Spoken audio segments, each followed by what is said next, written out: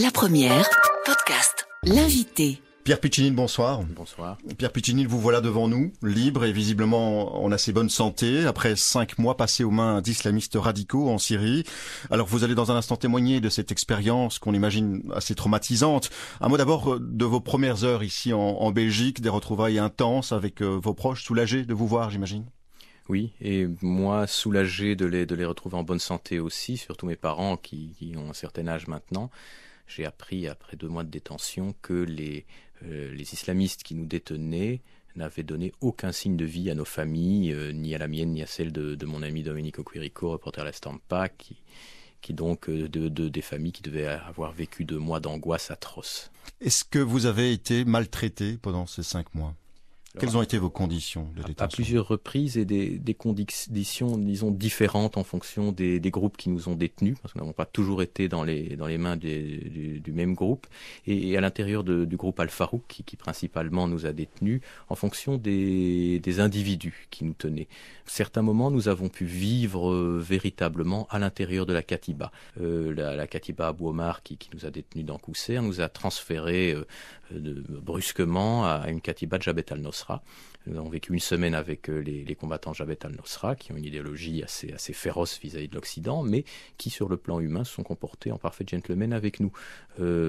Pour le reste, souvent, nous étions considérés comme des occidentaux infréquentables, des chrétiens, des massillais, et nous étions, comme en arabe, massillais, le chrétien, et c'est ainsi qu'on nous appelait, et nous étions alors objet de brimades, de moqueries, de frustration. On ne donnait pas à manger, on nous empêchait de nous laver pendant 2 semaines, en nous maintenant dans des conditions, des pièces, les fenêtres étaient fermées, il faisait très chaud, on nous nourrissait mal ou avec des restes de repas souillés, ce genre de choses. Donc ça a varié, mais toujours nous avons vécu à l'intérieur des Katibas, donc on a pu engranger un certain nombre d'informations.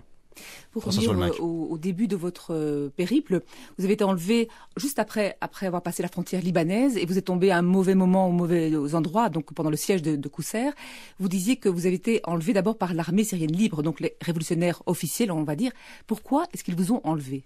Alors, effectivement, donc c'est pas mon premier voyage en Syrie, c'est mon 8e voyage. Mais je crois que je n'ai pas pu anticiper une évolution très très rapide de la révolution syrienne. C'est un phénomène, on a souvent présenté la révolution syrienne comme une révolution populaire, statique face à un régime dictatorial. En fait, c'est peut-être de toutes les révolutions du printemps arabe, la révolution la plus complexe dès le départ, par ses composantes diverses et aussi par son évolution très très rapide. Et il y a eu, plutôt qu'une évolution, une involution de cette révolution, à savoir que l'armée syrienne libre, qui était composée de citoyens en révolte, encadrés par des officiers de l'armée régulière qui souhaitaient faire de leur pays un pays laïque et démocratique, qui avait déserté. Eh bien, ces gens ont été abandonnés par l'Occident. On ne les a pas aidés, on n'aura pas fourni d'armes, on ne les a pas financés. Et d'une part, ils se sont alors évaporés, c'est-à-dire que beaucoup sont partis vers les mouvements islamistes comme Jabhat al-Nosra, qui sont financés par les monarchies du Golfe, par exemple, le Qatar notamment. Et d'autres se sont détachés du commandement central de l'armée libre que les différents groupes de l'armée libre avaient réussi à créer, qui a été créé à Idlib. Podcast, la première. Finalement, se comportent en bandits qui contrôlent leur territoire, qui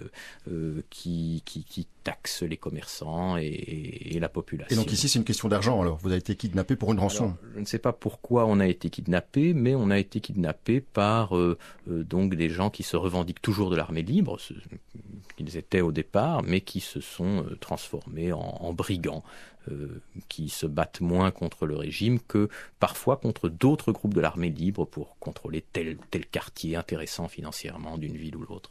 Mais alors pourquoi est-ce qu'ils vous ont donné à d'autres groupes ? Vous avez été revendu à d'autres groupes successivement comme ça ? Pas exactement, c'est pas comme ça que ça s'est passé. Donc on ne sait pas très bien quel était le deal, si je puis utiliser l'expression, entre l'armée libre d'Al-Qousseir qui nous a kidnappés au départ et ensuite qui nous a transmis d'une manière un petit peu spéciale à cette Katiba Abu Omar, qui est une véritable collection de portraits de bandits de toutes sortes, de paumés de la vie en fait, qui ont été rassemblés par cet émir autoproclamé qui a créé sa propre petite armée, mais qui est inféodé à Al-Farouk. Un des piliers de la révolution avec l'armée libre et avec Jabhat al-Nosra. Et ensuite, eux, après nous avoir gardés pendant les 2 mois de siège à Al-Qusair, quand ils ont décidé de quitter Al-Qusair, qui était sur le point de tomber, en forçant le siège, ils nous ont entraînés avec eux, nous ont remis à ce moment-là à Al-Farouk, qui s'est chargé des 3 autres mois de notre détention. Pour revenir aux relations entre l'armée syrienne libre et les groupes djihadistes, est-ce que vous diriez que la révolution est morte aujourd'hui? Comment sont les relations entre cette armée syrienne libre, qui est reconnue par l'Occident, et ces groupes djihadistes qui viennent souvent de l'étranger? Alors c'est une question crève-cœur que vous me posez, parce que je me suis engagé aux côtés de la révolution syrienne et malheureusement on n'a pas été très nombreux à le faire, je vais dire, ni parmi les intellectuels, pas très nombreux, hein. Il y a toujours une méfiance par rapport à cette révolution, par méconnaissance du terrain, et certainement au niveau des politiques sur le plan international, il n'y a pas eu d'engagement sincère et concret. Et donc oui, je suis obligé de le reconnaître maintenant par l'expérience que j'ai connue pendant 5 mois et par tout ce que j'ai pu voir. Il y a eu ce que j'ai appelé donc tout à l'heure une évaporation de l'armée libre, soit les gens n'étant pas soutenus, n'ayant pas d'armes, rentrent chez eux, soit ils vont combattre avec Jabhat al-Nosra, qui est de plus en plus accueilli favorablement sur le terrain, parce que Jabhat al-Nosra, ce sont des combattants, je l'ai dit, à l'idéologie effrayante, hein, ils veulent reconquérir l'Espagne comme terre d'islam, c'est clairement ce qu'ils m'ont expliqué très sérieusement.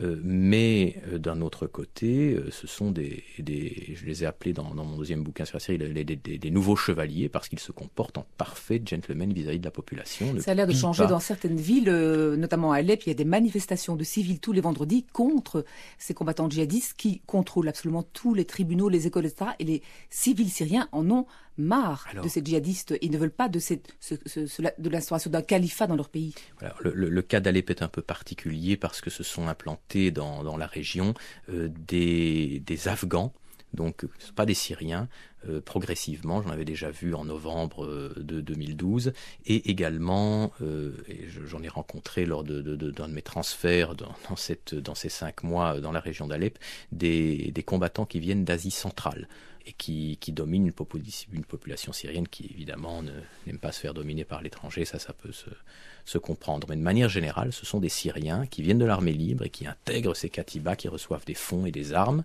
pour lutter contre les régimes, et qui, étant majoritairement sunnites, ne sont pas finalement dérangés par l'islamisme plus ou moins modéré de Jabhat al-Nosra. Jabhat al-Nosra, c'est quand même pas des fous furieux avec un couteau entre les dents.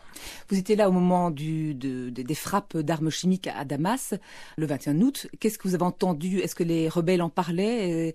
Qu'est-ce qu'ils en disaient? Est-ce qu'ils espèrent une intervention occidentale? Domenico et moi avons entendu certaines choses et avons un devoir moral de le dire rapidement.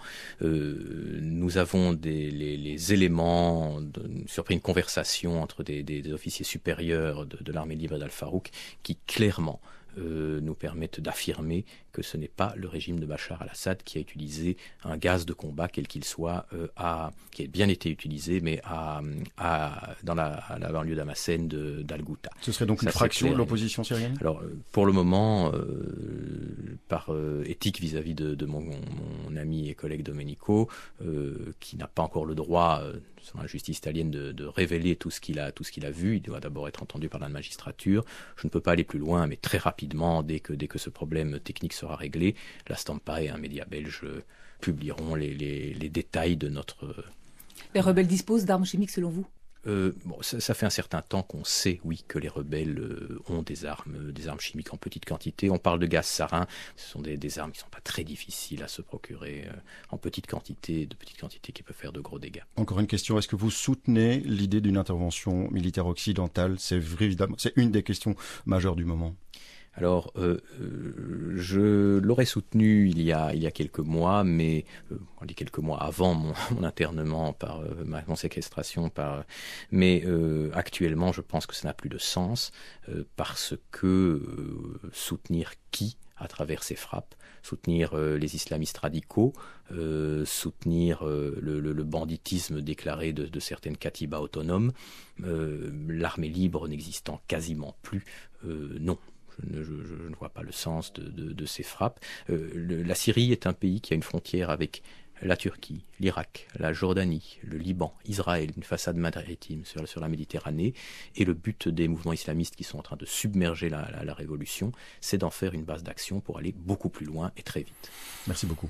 Voilà, c'était une interview réalisée avec Françoise Walmack en début d'après-midi, avant que Pierre Piccin ne soit entendu par la police fédérale. Depuis, son compagnon de détention, le journaliste italien Domenico Quirico, a pris quelques distances par rapport aux propos de Piccinin. Les deux hommes ont bien surpris une conversation en anglais à propos de l'attaque chimique de Ghouta près de Damas, mais rien ne permet d'affirmer que ce n'est pas le régime syrien qui est responsable de cette attaque. C'est ce que déclare en tout cas le journaliste de la Stampa. Podcast.